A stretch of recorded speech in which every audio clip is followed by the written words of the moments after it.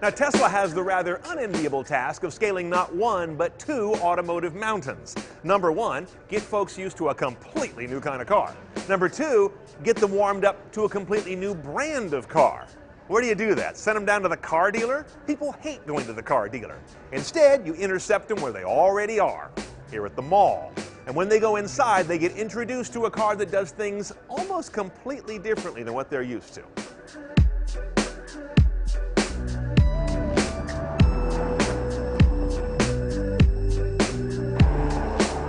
Now here's the Model S as you'll see it on the freeway, but this is not the most interesting part of the story to me.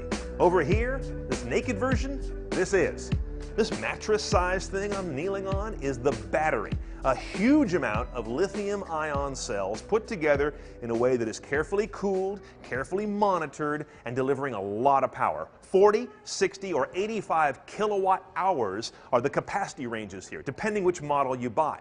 Now, what happens after those electrons flow out of here is also part of the secret sauce. They go into this big canister-shaped thing, which is called an inverter. An inverter converts the DC, the direct current that is stored in that battery, into the AC, the alternating current, which this motor wants. That motor then spins through this one-speed gearbox. You don't shift anything. This is a reduction gear. It turns the very high RPMs of this motor into more usable RPMs out to the axles and the road wheels. The way this battery and inverter are designed is a key part of what Tesla's doing. Power and range is a complicated business on a Tesla. The base powertrain Model S has 362 horsepower, 325 foot-pounds of torque, gets to 60 in 6.5 seconds.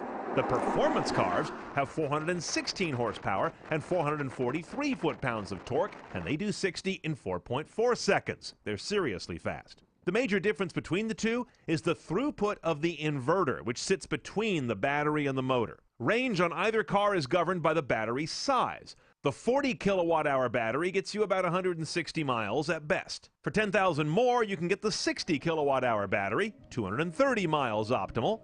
And for 10,000 on top of that, the 85 kilowatt battery, 300 miles under a best case.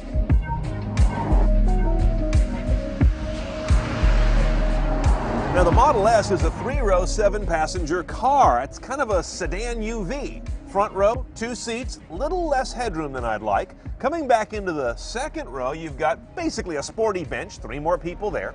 Then work your way back here to me in the rear compartment. This car is optioned up with the dual rear-facing seats. But notice these are like little kid racing seats with 5-point harnesses. Okay, first of all, this is what you've heard about, the giant 17-inch central LCD that is the heart of this car's cabin. Across the top, you've got a static ribbon, very much like you have on a lot of mobile devices. If I go to media, I get my media choices. They show up down here. AM, FM, HD radio, XM satellite. You've also got 2 supported streaming services now, TuneIn and Slacker. It's all software, they can add many more, but right now those are your choices on streaming. Notice how everything here is popping into a contextually relevant screen as I hit it. For example, here are my tone controls, and the kind of data and interface you get here, you just don't see in any other car. Notice the nav, that's Google Maps. It's also where your navigation takes place, although I should point out an important distinction. The mapping is Google Maps. The navigation technology is Garmin. This is not yet using Google turn-by-turn navigation. Now, Tesla promises voice to destination in 2013. For now, you can just enter stuff on the screen, even when the car's moving. A cheeky approach, but they hope you'll have the passenger do it, actually. That also applies even more unusually to the web browser. First of all, it's unusual to get a big web browser in a car. Unusual, hell, it's unheard of.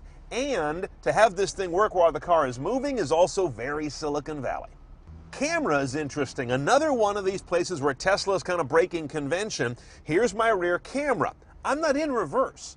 And if I start driving, this camera can stay on. Another interesting wrinkle, you can have a standard def camera, or in this case, we have the high def camera. Look at that resolution. What they have in resolution, they do not have in around view cameras or multiple angle rear view cameras. Now, more broadly here in the cabin, what's it like to sit in a Model S? Obviously, it's a very modern feeling because you're not showered with a lot of buttons. The screen takes that, of course. I also notice an interesting thing here. Tesla doesn't make every single part of their car. They've gone to the Mercedes parts bin to get things like the cruise control, the turn signals and wipers, and the gear shift selector up here. If you gotta go buy from the best. Now, wireless keys are nothing new in this day and age, even fancy ones, but this one goes to the level of cute. To unlock or lock the car, you press on the roof. To unlock or lock the front trunk or frunk, you press on it. Same thing goes for the rear. Now, driving a Model S is, first and foremost, a matter of driving an electric car. So everything you know about cars goes out the window. But what I can tell you that this car does a little differently than others is it feels quick and quiet, which to me is a way of saying it feels lightweight. It also is exceptionally quiet. I don't hear any of the motor or gear whine that I've heard in other electric cars. Not at low speed, not at high speed, not under braking, and not under full acceleration. There's a lot of it. Good grief. You never get used to that about electric cars either, at least not yet. Now, I don't have the car long enough to give you any real-world experience with charge and discharge behavior based on my driving and any of that. I basically had a day and change with the vehicle, so we'll get our full review and really dig into that later. This is really a finished car, and that's kind of the highest compliment you can give a company that wasn't making cars at all a handful of years ago. Okay, the bottom line on a Tesla Model S, about $51,000 with destination charge. Now, I know what you're saying. Wait a minute.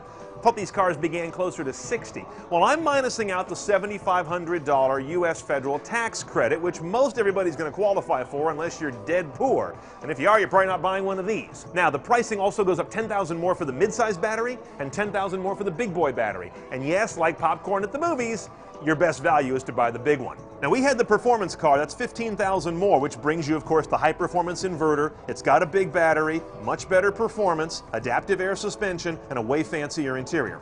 You also got to look at the tech package. 3750 puts navigation in that big screen. That is not standard. But nothing will influence people's purchase consideration of this electric vehicle as much as their conception of all electric vehicles. That's the big mindset that people are really trying to get their heads around, and Tesla has only so much control over that.